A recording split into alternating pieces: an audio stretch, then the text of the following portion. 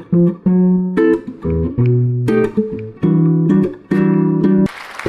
what's up? I actually am feeling damn good today, man. Although I did sleep until 3 p.m. Don't tell nobody. So I was having like a thought in my head like before this started, and I was like, wait a minute, that's a perfect thought to put on camera because like everyone's trying to be so perfect. And I was thinking about how much I suck. I was like, oh, that'd be good to tell you about. But before that, is that like not one of the worst pictures of Cookie they could have found? Like that Cookie's like beautiful, but yet we have this low res photo. Anyways, so what I was thinking was, if you notice, I mean, sometimes I put graphics up. There'll probably be one in this. I've been starting to put graphics recently for like, check out my Patreon. But you know what? My Patreon game sucks. Like, I have people over on Patreon, 30 people maybe, and they're really there because they are just great supporters, but not because my Patreon kicks ass.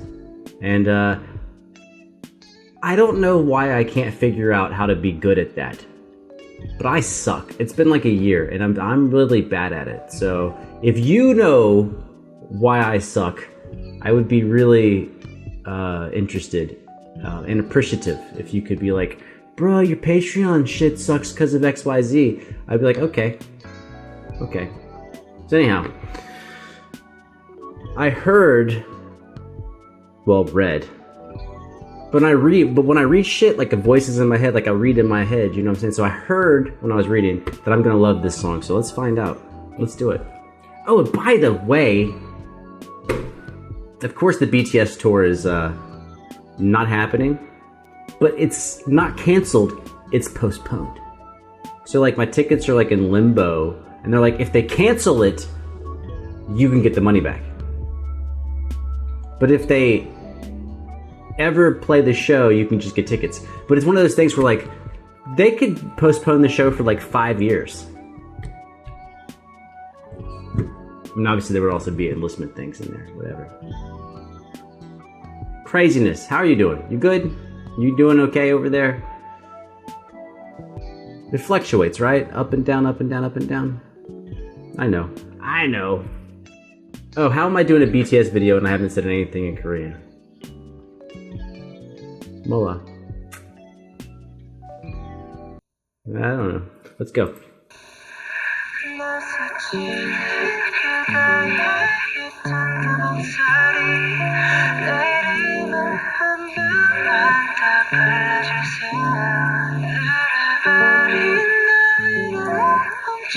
Is that 251s? 251 jazz progression?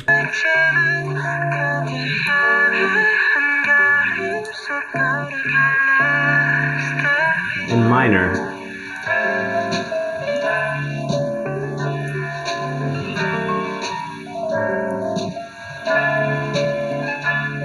Yeah.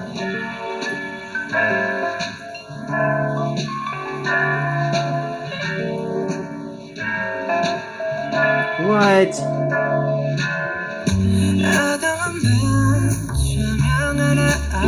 Oh, they're right.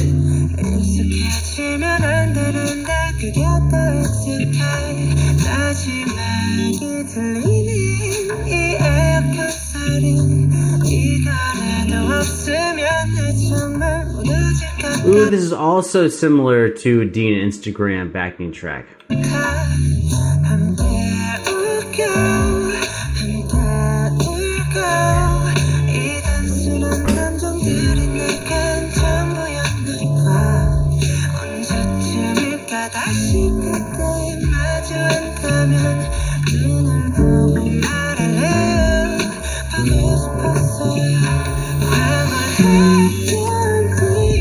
I found it. I'm not sure which chord extensions they're using. Okay, my mic's gonna fall off.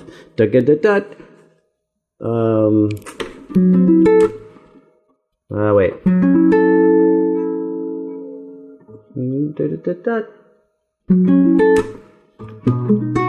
Ooh, that's...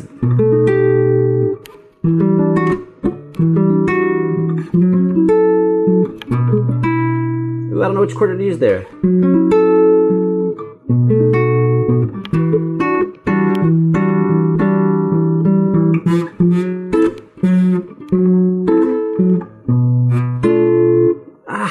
Can't find a good chord. Not augmented. I don't want to use the regular dominant 7. Dang it.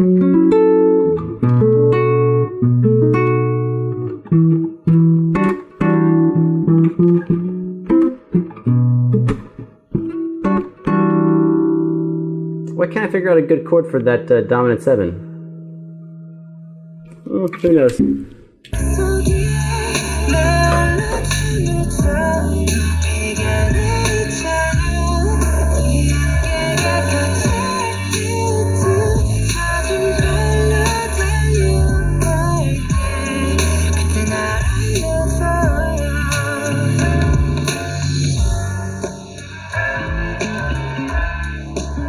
Oh, they got two melody lines going right now. There's in the background, there's a muted trumpet, and there's a guitar in the foreground.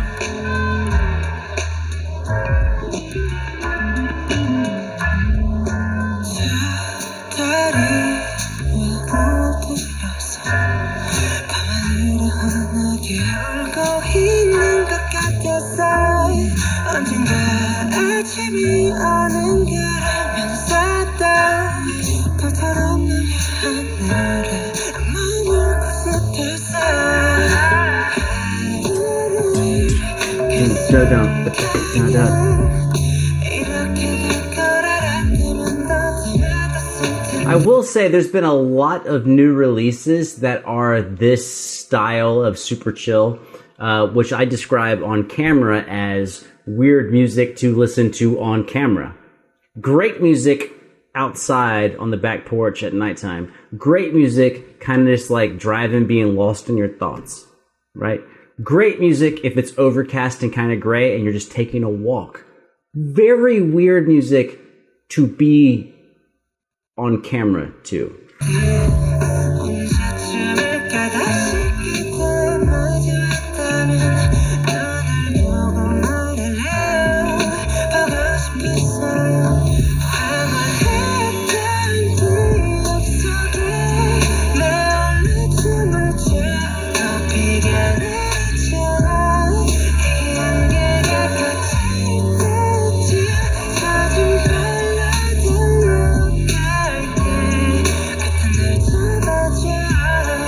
Okay, so I want to say something. I mean, this video is super long, so we have time to talk, right?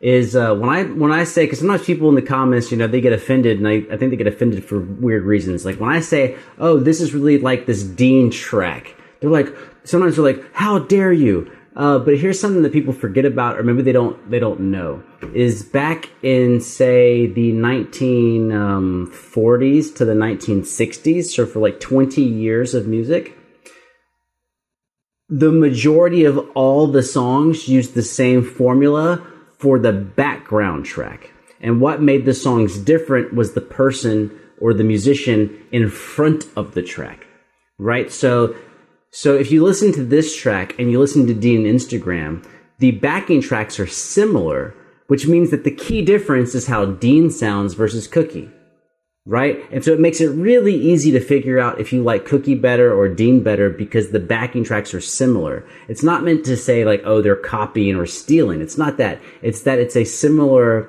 artistic creation. And then the most prominent musician in the group is the differentiating factor. You like that word? Differentiating? I know you do. Let's go.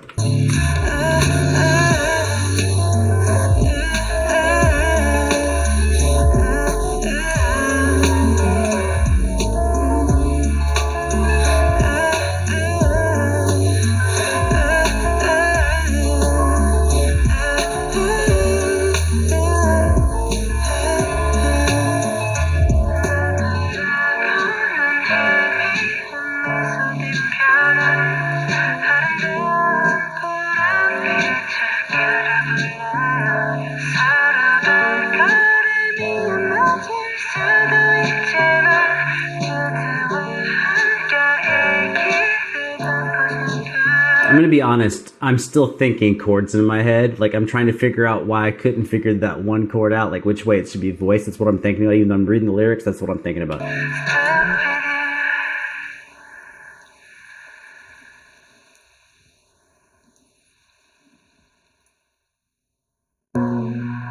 Okay, well, I definitely enjoyed it. I definitely enjoyed it because I enjoy jazzy things that are made modern. I like jazz a lot, but the problem with a lot of jazz is it's either really weird and people don't like it because it's too weird, or it sounds way too old and it's too... I mean, we're talking about some shit like 70, 80 years old, so like it needs modernization. Anyways, we were playing on...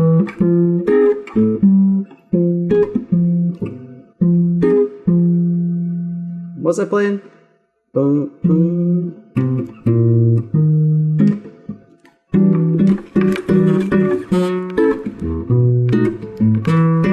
Okay, yeah. I think that was it. So going from F sharp to B to E. What's a better way to play that? Maybe if I put it somewhere else, I'll actually figure out what's going on from the F sharp. I'm gonna play that high.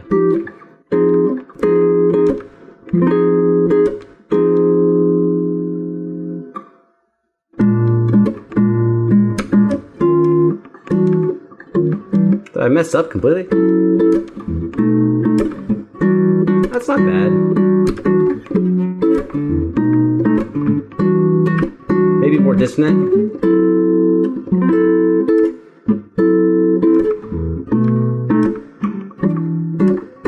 So good, half diminished. And I want more flavor here. That could work. Yeah, I'll use that. So let's call this, let's go from F sharp half diminished 7 to B augmented 7 to E 7 9.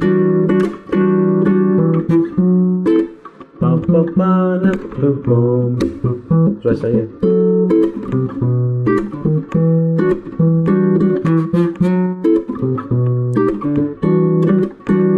Yeah, and that's just a regular 2-5-1 cadence in minor.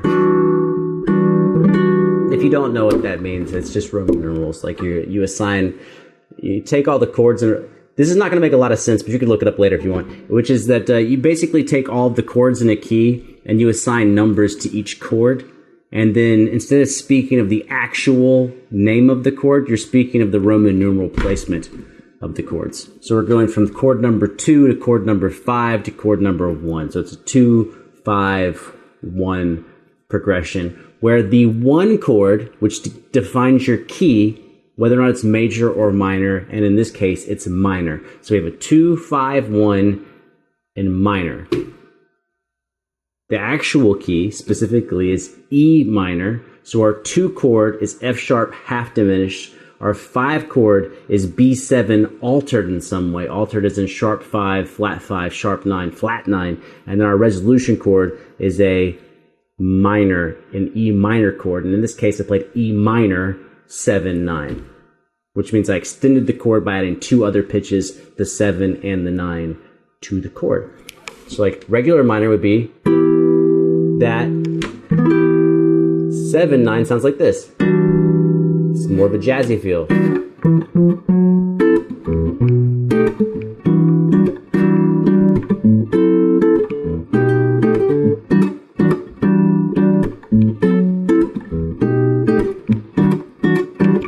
Which I will tell you, when it comes to 2-5-1s, I think minor is way cooler than major. It just sounds, to me, I just like the way the minor progression sounds better than the major. And then, as far as the weird-ass notes you can throw in if you're singing or soloing, I think minor has a lot more possibilities because now you have the natural minor scale, the melodic minor scale, and the harmonic minor scale, plus diminished type of things you can put on top of that. So anyways, I did like it. You were right. But now I have to go because this is the first video I'm recording today, and I'm excited to hear even more new music.